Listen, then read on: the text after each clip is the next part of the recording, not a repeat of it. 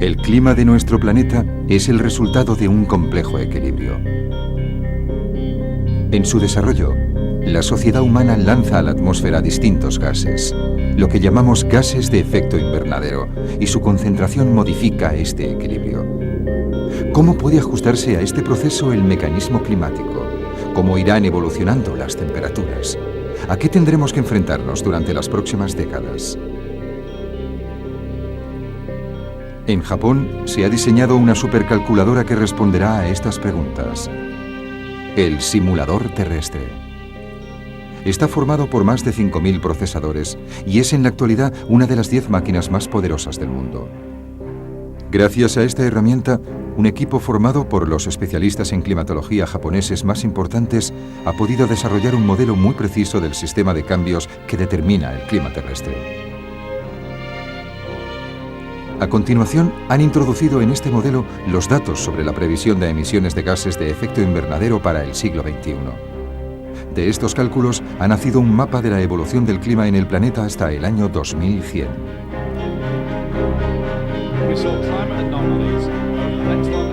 El profesor Robert Watson ha aceptado comentar con nosotros los resultados. Ha dirigido durante los últimos 6 años el Panel Internacional sobre el Cambio Climático, un grupo compuesto por más de 2.000 científicos encargados de evaluar el impacto del calentamiento global. Las previsiones del simulador terrestre materializan hoy de forma dramática las advertencias que durante tantos años nos han ido lanzando.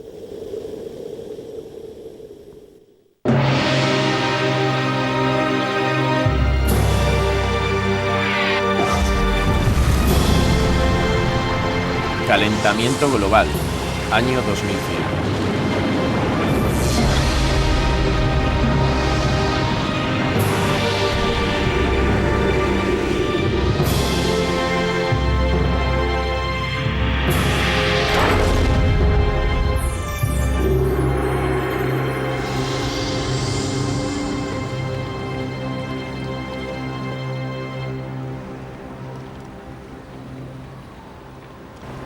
El estado de Santa Catalina, situado al sur de Brasil, disfruta de un clima templado. A finales de verano del 2004, tuvo lugar aquí por primera vez un extraño fenómeno climatológico. Apareció una amplia zona de bajas presiones ciclónicas en el mar a lo largo de la costa.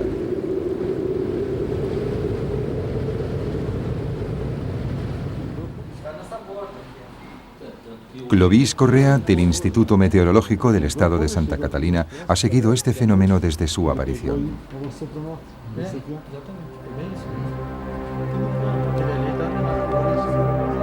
Las nubes se iban amontonando formando una gran espiral sobre el océano.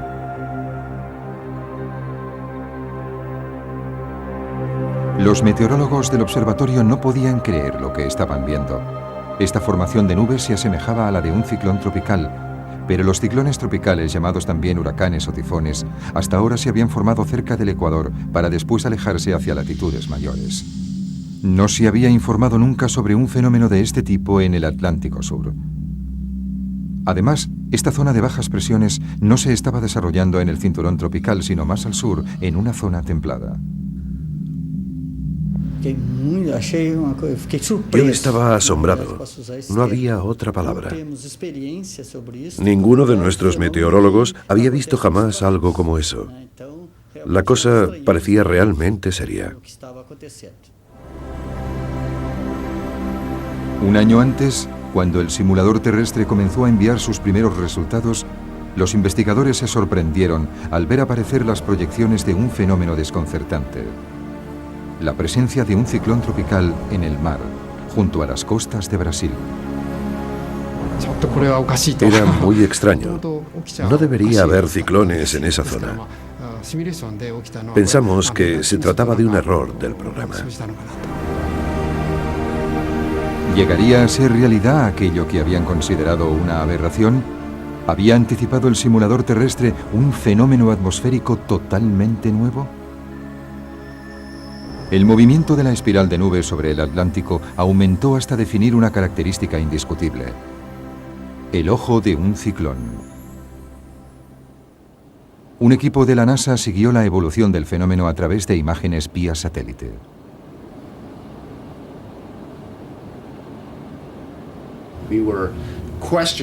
Al principio nos cuestionamos lo que estábamos viendo, pero con el paso de las horas se hizo evidente que efectivamente se trataba de un ciclón en formación. La NASA anunció entonces que los datos relativos a los vientos y la naturaleza de las nubes confirmaban que con seguridad se trataba del primer ciclón tropical observado a lo largo de las costas de Brasil.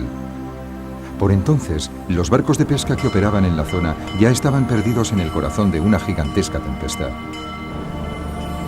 En tierra firme, este ciclón arrasó alrededor de 40.000 edificios, dejando más de 500 heridos y 11 personas muertas o desaparecidas. Esta tragedia ha confirmado que hoy en día es muy probable que aparezcan nuevos fenómenos. Pero también ha puesto de manifiesto la tremenda importancia de las predicciones del simulador terrestre. El simulador terrestre no nos proporciona predicciones meteorológicas para un día concreto, sino que nos da informes a largo plazo. Desde la revolución industrial, la concentración de dióxido de carbono en la atmósfera ha ido rápidamente en aumento. También la temperatura ha subido ya una media de 0,6 grados centígrados.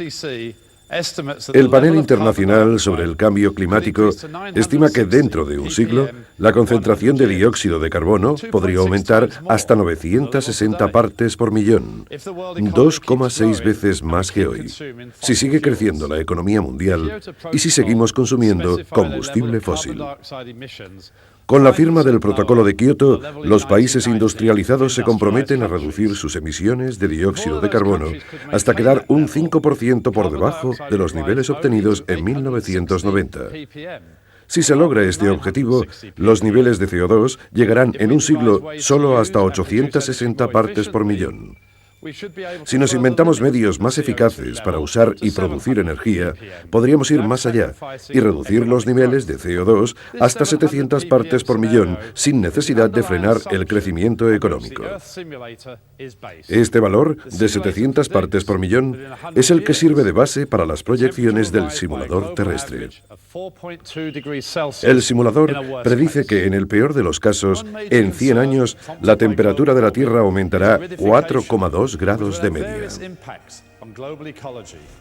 Una de las consecuencias más preocupantes del calentamiento global será la desertización del terreno y su impacto en la ecología. Este mapa nos muestra la posible evolución de la desertización en los próximos 100 años. Cuanto más roja sea una zona, más seca y árida será. En el 2100 será muy grave en el sur del continente africano, en Europa a lo largo de toda la zona mediterránea y también en el continente americano.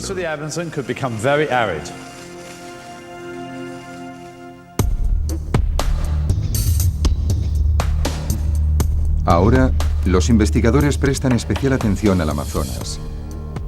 Como se puede ver, esta región podría llegar a ser extremadamente seca. La especial interacción entre el agua y la vegetación confiere a la selva amazónica toda la riqueza de su ecosistema. Esta selva tropical, con una superficie aproximada de 8 millones de kilómetros cuadrados, está atravesada de lado a lado por el Amazonas, el río más caudaloso del mundo. Entre agosto y octubre del 2005, la región ha soportado una estación seca excepcional que ha dado al mundo una idea de lo que será el Amazonas dentro de 100 años. Este río gigantesco, cuyo curso puede alcanzar los 10 kilómetros de ancho, está casi seco. En la zona verde clara podemos ver la hierba que ha crecido en la parte seca del cauce. En algunos lugares el nivel del agua ha descendido de 5 a 10 metros. La superficie del río se ha llenado de peces muertos. La cantidad de agua que quedaba no tenía suficiente oxígeno para mantenerlos vivos. 48 anos que eu tenho aqui nesse He local, vivido aquí morando durante aqui. 48 años y visto nunca seca he dessa visto que una nem estación aconteceu tan esse seca ano. como esta. Porque ainda tá morrendo lá Tampoco dentro, se mas puede não tão pescar mais porque pegando devido todos los à água peces tá están poluída já muertos. pela mortandade que morreu, né? Esta sequía va ligada a un excepcional aumento de la temperatura de la superficie de las aguas del Atlántico. Habitualmente, el aire cargado con la humedad del océano sobrevuela la cuenca del Amazonas hasta toparse con la cordillera de los Andes. Allí se eleva y se condensa, formando nubes que sueltan su humedad en forma de lluvia. Esta lluvia se evapora, forma nuevas nubes y así continuará el ciclo. Pero en 2005, la inusual temperatura de la superficie del agua del océano calentó el aire, creando una corriente ascendente sobre el Atlántico. Fue en este lugar donde se formaron las nubes. Descargaron su lluvia sobre el océano y se extendió por el Amazonas una corriente de aire seco y caliente, que rompió el ciclo del agua y provocó la ausencia de lluvias. Según las proyecciones del simulador terrestre, el calentamiento global traerá un acusado aumento de la temperatura de los océanos que rodean a Sudamérica. La circulación del aire seco de 2005 se convertiría en un fenómeno recurrente y llevaría a la desertización progresiva de la cuenca del Amazonas. ¿Qué será de esta selva tropical?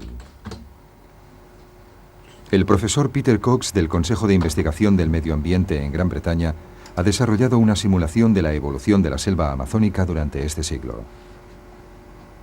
Los resultados son sobrecogedores.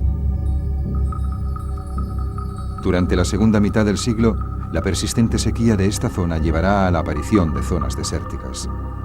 Comenzando por la embocadura del Amazonas y siguiendo progresivamente su curso, la selva poco a poco desaparecerá. En el 2100, 2/3 de la selva habrán dado paso a una vasta zona desértica.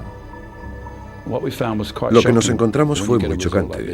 Cuando se obtienen resultados como este, primero se tienen dudas sobre si darlos a conocer o no. Después se comprueba que no se ha cometido ningún error. El modelo que usamos no tiene en cuenta la deforestación debida a la acción humana, tan solo la acción indirecta causada por el calentamiento global. Esto muestra claramente que el calentamiento global ha demostrado ser tan peligroso para el Amazonas como la deforestación. Así sería la evolución de la desertización del Amazonas. El descenso de las precipitaciones provocaría falta de agua en la vegetación y algunos árboles se debilitarían. En el momento en que una zona se secara, se aceleraría el proceso en las zonas vecinas. Se desarrollaría una sabana. A continuación, esta sería sustituida por la pradera. El clima se haría cada vez más seco e incluso a la hierba le faltaría el agua. En 2100, el Amazonas no sería más que un inmenso desierto. La desertización del Amazonas afectaría a la totalidad del clima del planeta. Los árboles de la selva amazónica absorben una gigantesca cantidad de dióxido de carbono. Si, como predice la simulación, el Amazonas se convierte en un desierto, 180 millones de toneladas de CO2, el equivalente a 8 años de emisiones mundiales, serán liberadas a la atmósfera. El calentamiento se acelerará y por lo tanto empeorará. Es un círculo vicioso. Según otra simulación, esta sequía puede tener un tremendo impacto sobre nuestro alimento diario.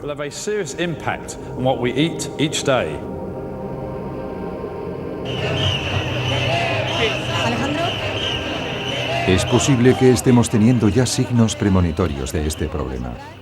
En julio de 2005, en el sur de España, se manifestaban 75.000 agricultores. El agua era el eje de sus reivindicaciones. Necesitamos el agua, principalmente para que haya muchas siembras, mucha comida y tú ya lo sabes.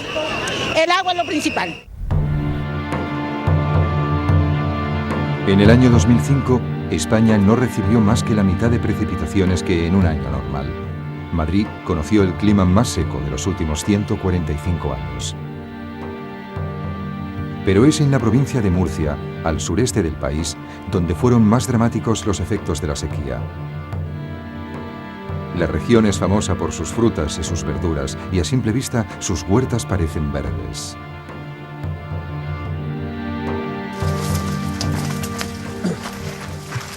Bueno, aquí como podrán observar, fíjese el melocotón de este árbol, que normalmente este melocotón tendría que estar aproximadamente así de gordo, ¿eh? Por lo tanto, fíjese la diferencia de tamaño. ¿Por qué esta circunstancia? Sencillamente es por falta de agua.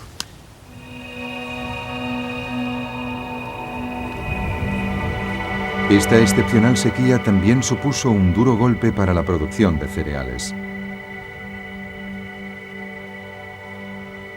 Las grandes zonas de cultivo de cereales españolas no han recibido más que 1/3 de las precipitaciones habituales. La familia de Tomás Lorenzo lleva cultivando estas tierras desde hace generaciones. Él mismo tiene más de 90 hectáreas dedicadas al trigo.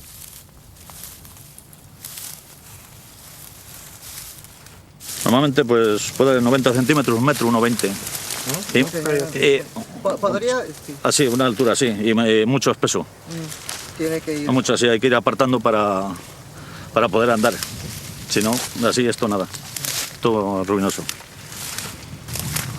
Esto es la espiga, que tiene muy poco grano, muy pocas espigas y las espigas sin grano. Esto no, nada.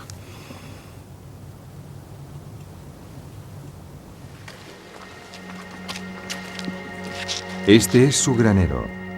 En principio debería estar lleno hasta arriba. Pero su cosecha representa menos del 5% que la de un año normal. Y sus pérdidas se elevan a más de 60.000 euros. Con un par de cosechas, otra cosecha como esta, o otras dos, pues se acaba. No podríamos soportarlo.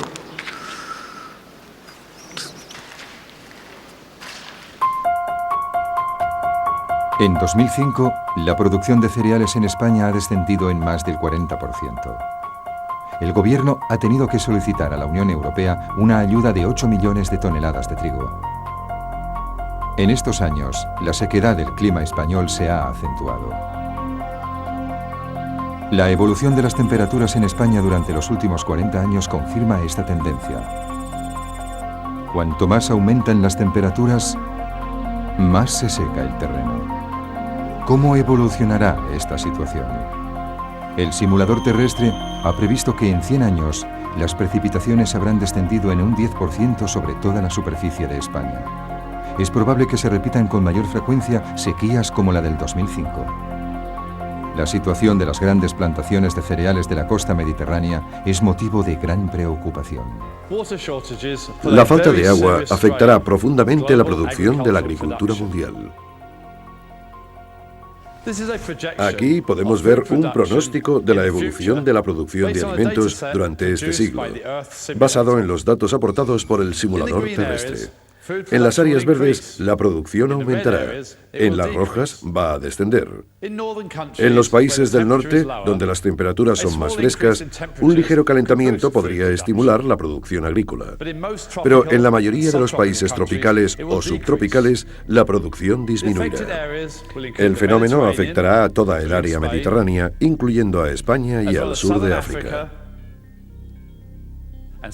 También al sudeste de Asia.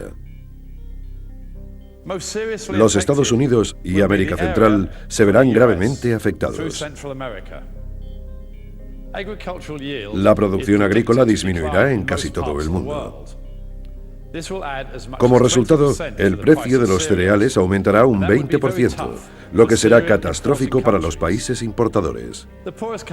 Los países más pobres de África se verán especialmente afectados, y se añadirían 54 millones de personas a la cantidad de población mundial que corre el riesgo de morir por hambre. Según el simulador terrestre, el calentamiento global podría también recrudecer las olas de calor durante el verano en las zonas templadas. Sus predicciones inciden en los riesgos ligados a esas olas de calor en las grandes ciudades. El rojo señala las zonas más expuestas. Regiones enteras de Europa, donde es difícil imaginar hoy que la subida de las temperaturas sea una causa grave de mortalidad, están especialmente amenazadas. En agosto de 2003, París sufrió la ola de calor más terrible de su historia. En París, la temperatura media en agosto es de 24 grados. Pero ese año y durante 10 días seguidos se mantuvo por encima de los 35 grados.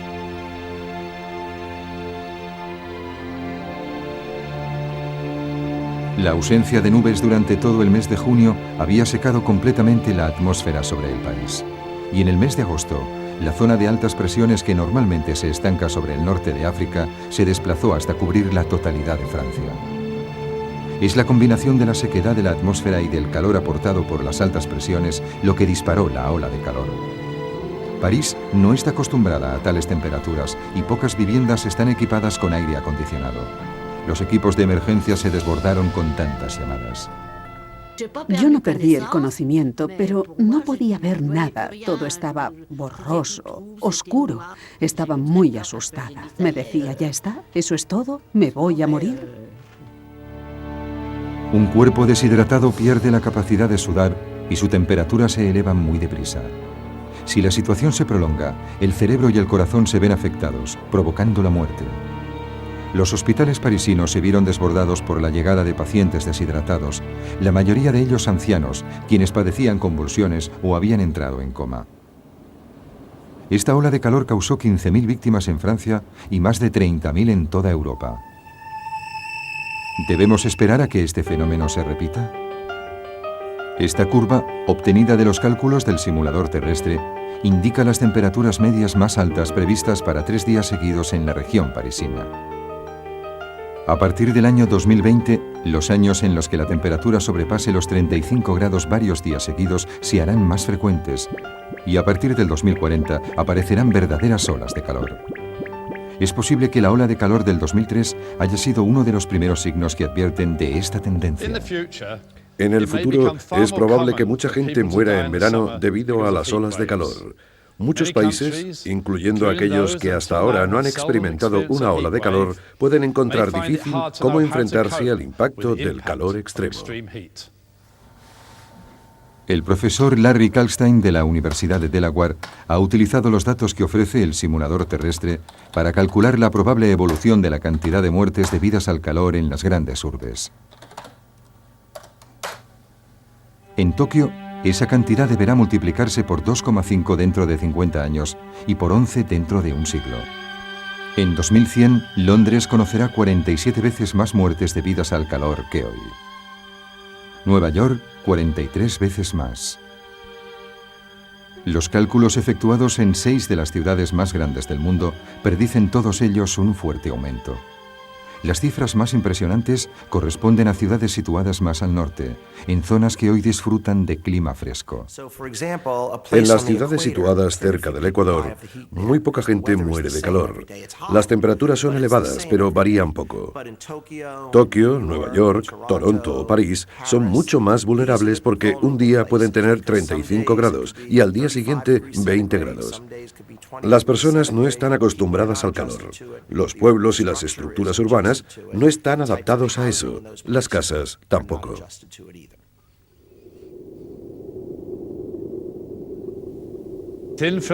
Una fina capa atmosférica envuelve a la Tierra.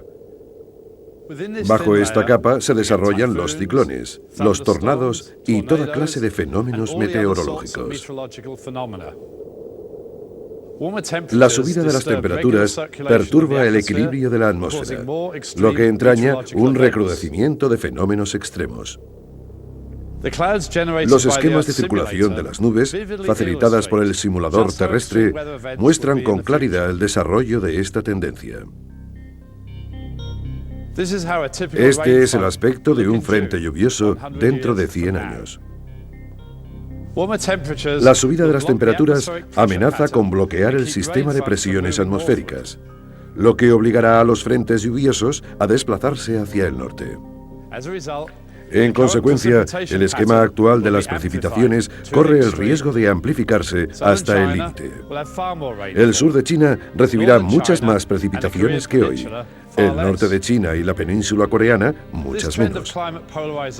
Esta tendencia hacia la polarización climática posiblemente se acelere durante las próximas décadas y se extenderá a otras partes del mundo. Hay que señalar que no solo aumentarán las precipitaciones, sino también la intensidad de las lluvias, como consecuencia del calentamiento global. ¿Qué queremos decir con lluvias intensas? Pues lluvias que descargan más de 30 mililitros por hora. Lluvias de semejante violencia conducen a inundaciones y corrimientos de terreno. Estas lluvias, asociadas a las tormentas tropicales, como son los huracanes o los tifones, podrían llegar a ser extremadamente destructivas. En el 2004, nada menos que 15 tifones golpearon Japón, todo un récord. Pero más importante que la cantidad fue la fuerza de esos tifones. Establecieron muchos nuevos récords seguidos, incluso el de la velocidad máxima de una racha de viento.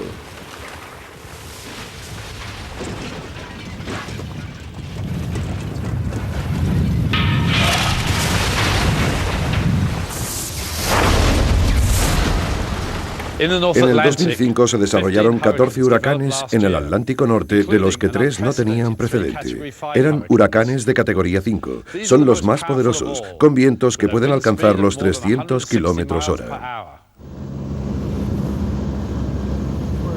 Nos encontramos en el ojo del Katrina. Es un huracán de categoría 5. Los vientos aquí superan los 300 kilómetros/hora. En 2005, el ciclón Katrina en los Estados Unidos mostró el poder y las distintas formas de devastación que tienen estos fenómenos. Los fuertes vientos generados por el huracán arrastraron una enorme masa de agua del mar hacia el continente. Esta masa de agua se concentró después en bahías poco profundas, por lo que el nivel subió brutalmente, llegando en algunos lugares a más de 7 metros. Una verdadera marea rompió durante 10 horas la tierra.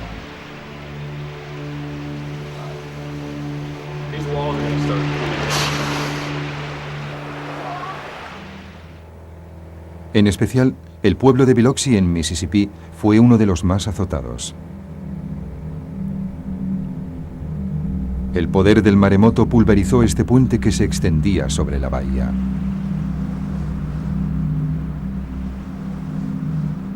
La extensión de los daños evidencia la violencia de un fenómeno que se extendió a más de 1 kilómetro tierra adentro.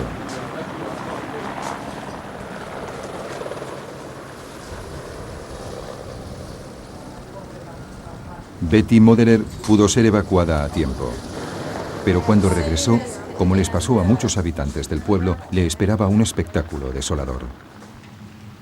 Trabajamos toda la vida pensando en que uno va a poder, en fin, para retirarnos. ¿Debemos sentarnos y dejar que el viento te arrastre? Es duro de aceptar.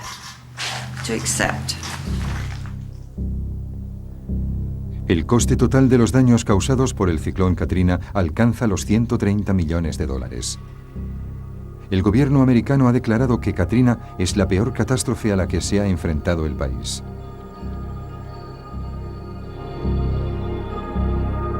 Los estudios han mostrado que el calentamiento global ha contribuido a agravar el fenómeno. El calentamiento global ha contribuido a la subida de las temperaturas de la superficie de los océanos. Medio grado Celsius de subida en la zona tropical del Atlántico en el 2006 se debe a este calentamiento. El calentamiento global es una realidad, lo que significa que se prevé una media de ciclones cada vez más violentos. En tan solo unas décadas, echaremos la vista atrás y diremos que el comienzo del siglo XXI fue un punto de inflexión. Quizás estemos viviendo los comienzos de las primeras anomalías climáticas debidas al calentamiento global. A medida que la temperatura aumenta, la superficie del mar se va calentando, aumentando su evaporación.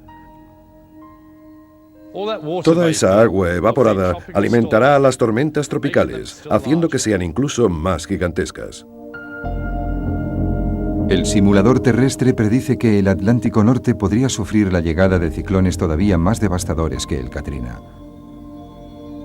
Las ciudades costeras de los Estados Unidos se preparan para enfrentarse a fenómenos de una magnitud desconocida.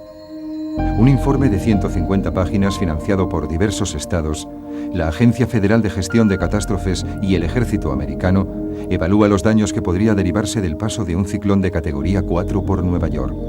Un escenario digno de una película de catástrofes.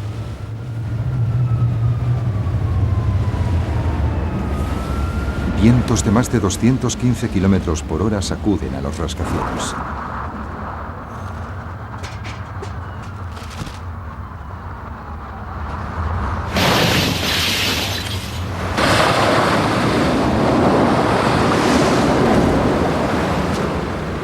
El agua, cuyo nivel se elevaría casi 9 metros, se tragaría calles, metros y túneles.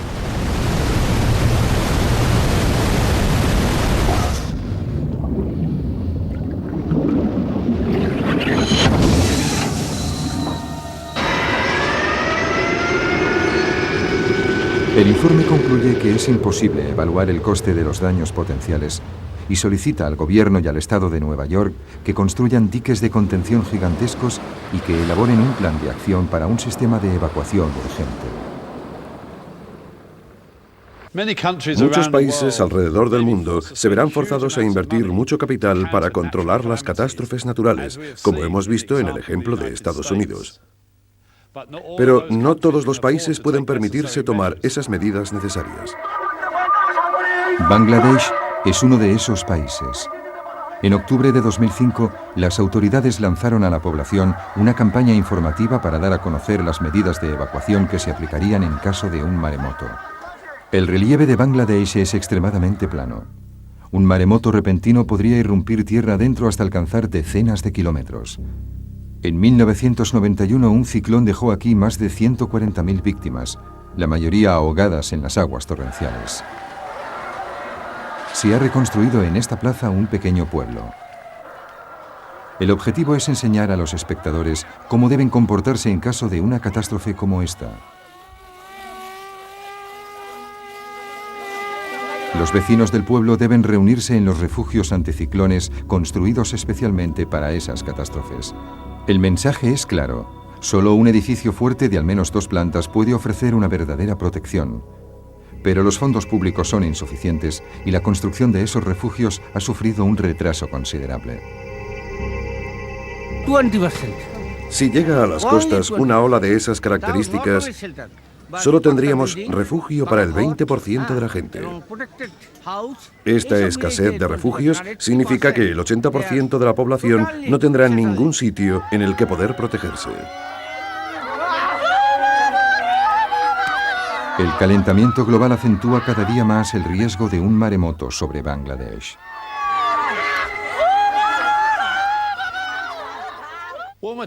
Las temperaturas más elevadas romperán el equilibrio ecológico. Eso quiere decir que corremos el riesgo de ser expuestos a amenazas desconocidas. El caso de Taiwán ilustra cómo un ligero aumento de la temperatura puede tener dramáticas consecuencias en nuestras vidas.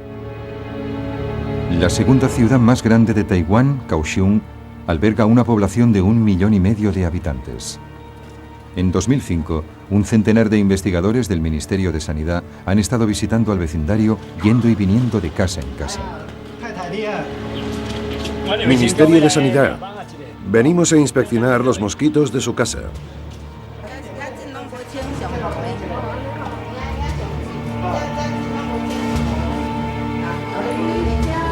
Registraban exhaustivamente cada casa en busca de mosquitos o lugares en los que hubiesen podido depositar sus huevos.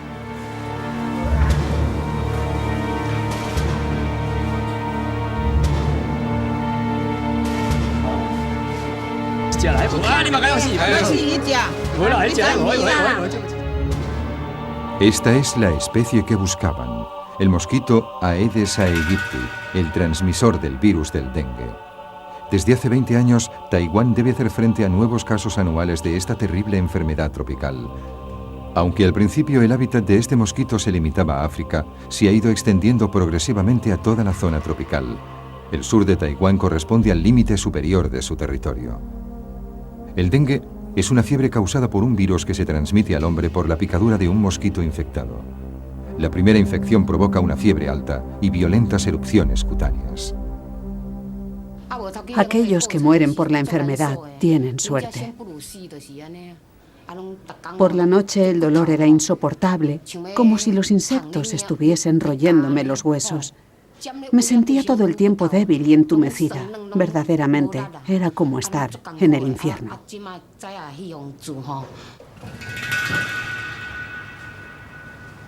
Una segunda infección puede derivar en una fiebre hemorrágica mortal. Rio Chuan-shen vive en Kaohsiung. En febrero de 2002, su mujer murió como consecuencia del dengue. Ella se había contaminado una primera vez 3 años antes.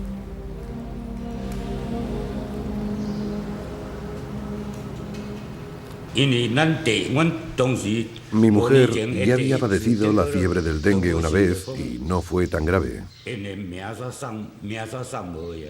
Jamás habría imaginado que moriría la segunda vez.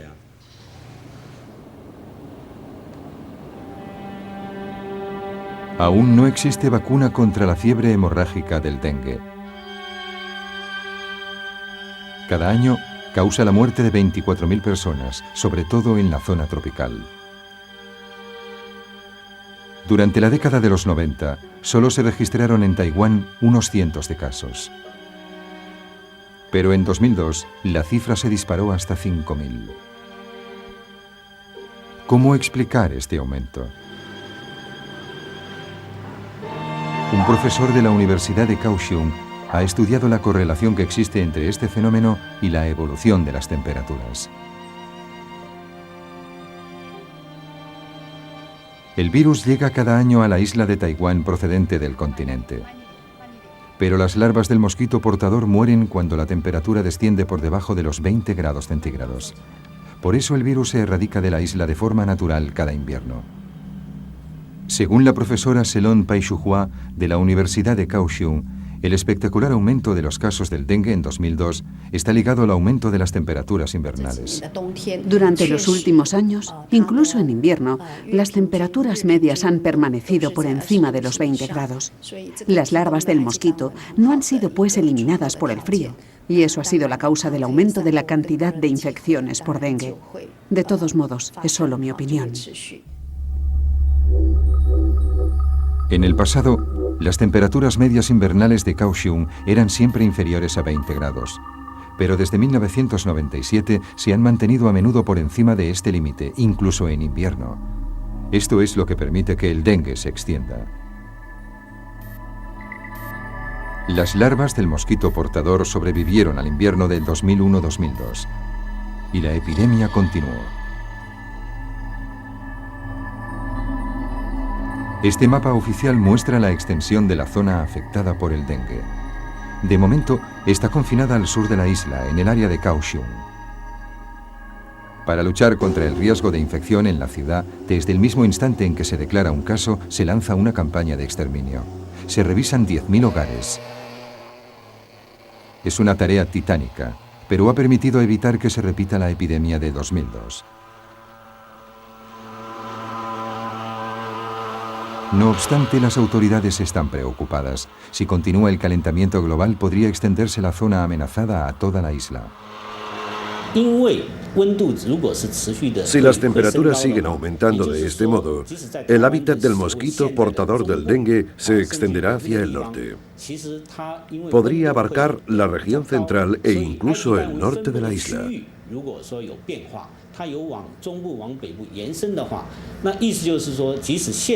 Corremos el riesgo de que se declaren casos en zonas en las que jamás se había manifestado.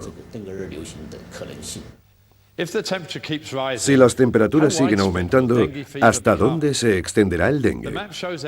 Este mapa representa las zonas amenazadas hoy por esta enfermedad. Cuanto más oscuro es el rojo, más amenazada estará la zona. Hacia el 2080, como podemos observar, habrá más zonas amenazadas en África y en la India. Se produce el mismo fenómeno al sur de los Estados Unidos. En Japón, Okinawa y el sur de la isla de Kyushu serán incluidas en las zonas de riesgo. Miles de millones de personas vivirán en zonas de riesgo, muchísimas más que en la actualidad. Con el aumento de las temperaturas también se reproducirán otras enfermedades como el paludismo y el cólera.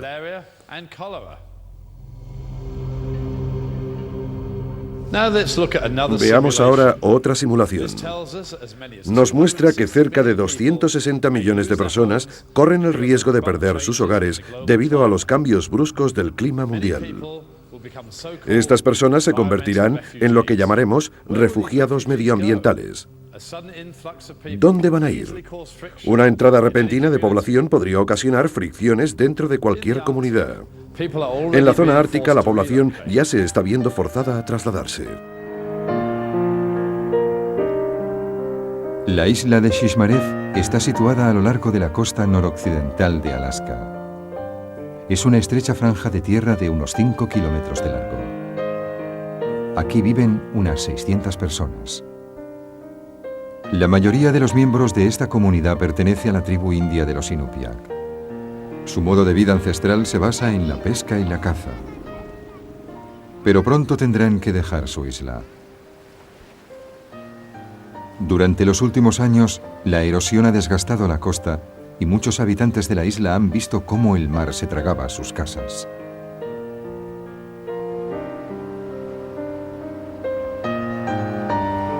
Tony Weyuana forma parte del comité que estudia el realojamiento de la población.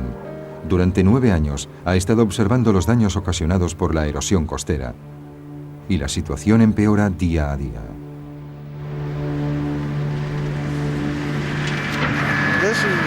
Esta es la casa de Nathan Weyuwana. Esta casa cayó al mar durante una tormenta hace unos días. Las olas han ido desgastando la colina sobre la que se asentaba la casa. Esta fotografía aérea del pueblo fue tomada en 1995. En rojo está la casa que acabamos de ver. El fenómeno de la erosión está creciendo rápidamente. En algunos sitios la costa ha retrocedido 60 metros durante los últimos 10 años. Tony ha podido filmar este fenómeno en acción.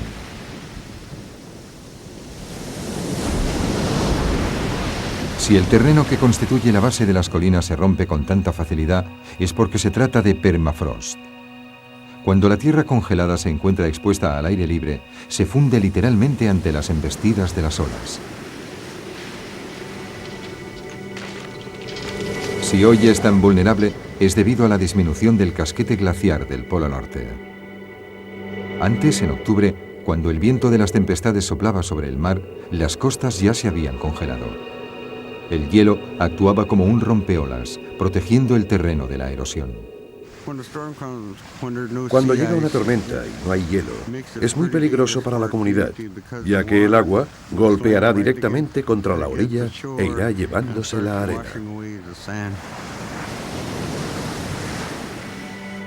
Los datos del satélite muestran con claridad que el límite del hielo oceánico durante el mes de octubre ha retrocedido 500 kilómetros hacia el norte durante los últimos 30 años.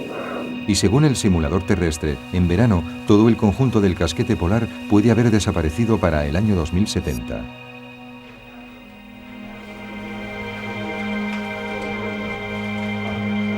Los habitantes de Shishmaref han analizado el problema desde todos los ángulos. Si la erosión continúa a este ritmo, la isla quedará totalmente despoblada en menos de 20 años.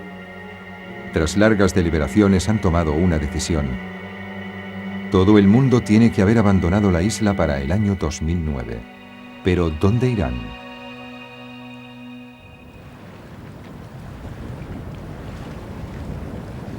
Esta pradera situada en el continente, en Alaska, a unos 20 kilómetros de la isla, es una de las posibilidades barajadas.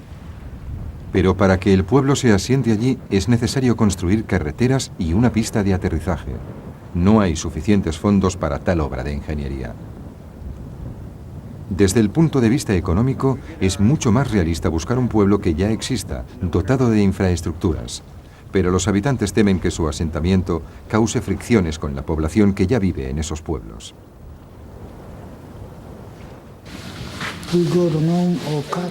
Si fuésemos a uno de esos sitios, nada sería como antes. Tendríamos miedo. Se nos recibiría en un principio con los brazos abiertos. Pero después se nos diría, estáis en nuestras tierras, o cosas por el estilo, así que va a ser muy duro. Temiendo que surjan conflictos, con toda seguridad preferirían evitar instalarse en un lugar ya habitado. Esta comunidad nunca habría imaginado hallarse ante una prueba semejante. Según un informe del gobierno norteamericano, 184 pueblos sufren ya, al igual que Shishmaref, las consecuencias del aumento de las temperaturas. Y lo que está pasando en Alaska no es más que el principio del fenómeno. En otros lugares del planeta hay numerosas islas y zonas costeras que están a punto de ser engullidas por el mar.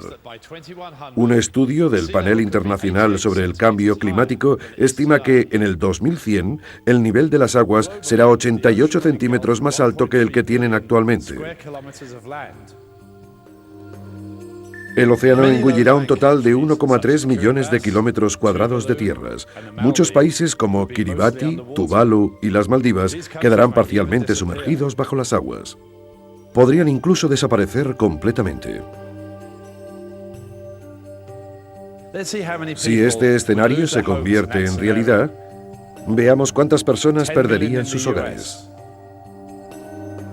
10 millones en los Estados Unidos, 27 millones en Indonesia y 33 millones en Vietnam.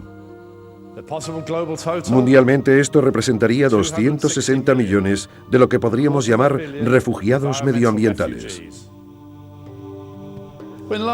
El desplazamiento de grandes masas de población genera fricciones casi de inmediato. Esto es ya motivo de honda preocupación entre los habitantes de Shishmaref. Me preocupa el hecho de que las migraciones masivas causadas por los cambios climáticos puedan derivar en conflictos mundiales y desestabilizar el planeta de un modo hasta hoy sin precedentes.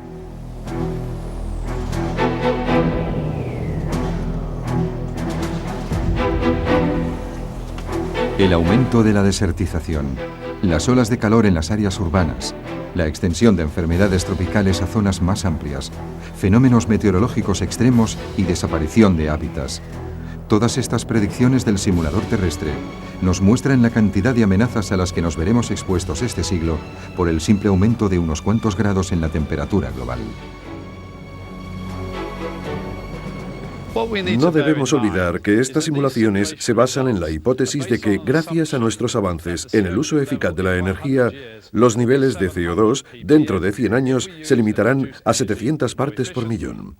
Esta cifra está muy por debajo de las 960 partes por millón que alcanzaríamos si seguimos aumentando las emisiones de dióxido de carbono.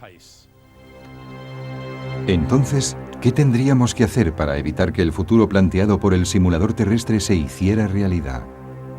En 2005 los países europeos llegaron a un acuerdo según el cual, para frenar el calentamiento global, es necesario que en 2050 se hayan reducido a la mitad las emisiones de gases de efecto invernadero. Con esto lograríamos evitar las catástrofes que acabamos de evocar. Primero, para el 2050 tenemos que reducir a la mitad las emisiones mundiales de gases de efecto invernadero. ¿Es esto posible?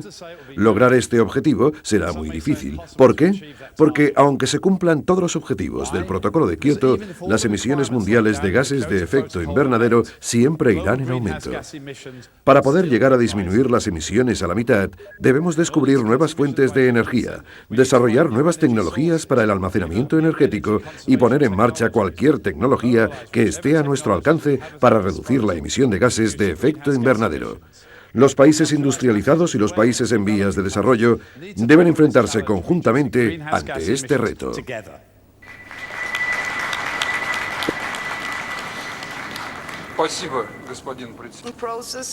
En una reunión celebrada en Toronto en 2005, Europa, Japón y otros trataron de conseguir la aceptación y el apoyo de todos los demás países para las nuevas medidas tomadas en el Protocolo de Kioto. Pero para los grandes países en vías de desarrollo, el esfuerzo inicial debe provenir de los países industrializados, responsables según ellos de la situación actual. Desde la independencia hemos intentado subir el nivel de vida de nuestra gente. El cambio climático, resultado de los modelos históricos y de las emisiones actuales de los países desarrollados, amenaza con anular todos los esfuerzos de desarrollo. Primero, las naciones desarrolladas deben prometer reducciones y luego deben invertir dinero y tecnología en los países en vías de desarrollo para frenar el calentamiento global. Por el contrario, los Estados Unidos, líderes mundiales en cuanto a las emisiones de gases de efecto invernadero, no ratificaron el Protocolo de Kioto con la excusa de que supondría un freno para su desarrollo económico. Se negaron a considerar la puesta en marcha de medidas restrictivas, fueran las que fueran. No se puede lograr el progreso a través de rígidas negociaciones. Creemos que la mejor acción y la mejor manera de avanzar es la que tiene en cuenta la diversidad de estas acciones y los distintos puntos de vista. Finalmente, y a pesar de los esfuerzos realizados, la única decisión confirmada por esta conferencia fue la de seguir con las negociaciones. ¿Lograremos llegar a un acuerdo que salve a nuestro mundo de las catástrofes anunciadas? El tiempo apremia. Mientras seguimos discutiendo, las temperaturas aumentan inexorablemente.